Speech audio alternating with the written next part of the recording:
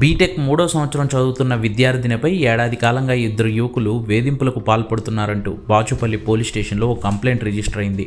బాధితురాలి తల్లి ఫిర్యాదు మేరకు పోలీసులు కేసు నమోదు చేసుకున్నారు.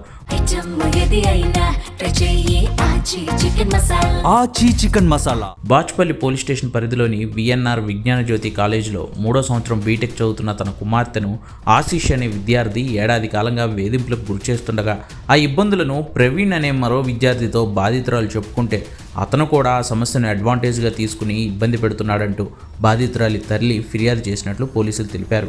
నిందితులు ఆసిఫ్, ప్రవీణ్ ఇద్దరు బాధితురాలతో పాటే బీటెక్ 3వ సంవత్సరం చదువుతూ ఉండగా తల్లి ఫిర్యాదు మేరకు కేసు నమోదు చేసుకుని దర్యాప్తు చేస్తున్నట్లు బాచుపల్లి పోలీసులు తెలిపారు. మదర్ కంప్లైంట్ చేయడం జరిగింది. ఆ కంప్లైంట్లో వాళ్ళ daughter 3rd year BTech student అని చెప్పింది. అదే సేమ్ కాలేజ్ చెందిన మన అతని పేరు వచ్చేసి ఆశీష్. ఆయన కూడా 3rd ఇయర్, కానీ డిఫరెంట్ బ్రాంచ్.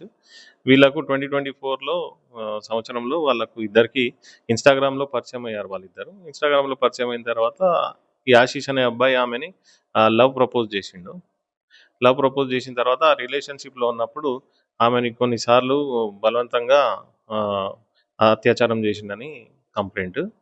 అదే కాకుండా మరి వాళ్ళ ఫ్రెండ్ ఇంకొకతను కూడా ఆమెని కొంచెం సెక్షువల్లీ హరాస్మెంట్ చేసిందని, ప్రవీణ్ అనే అతను కూడా, ఈ ఆశీష్ వాళ్ళ ఫ్రెండ్, అతను కూడా కొంచెం సెక్షువల్లీ హరాస్మెంట్ చేసిండని కంప్లైంట్ ఇస్తే దాని మీద ఒక కేసు రిజిస్టర్ చేసినాము. ఇన్వెస్టిగేట్ చేస్తున్నాం. ప్రస్తుతం ఆశీష్ మన కస్టడీలో ఉన్నాడు.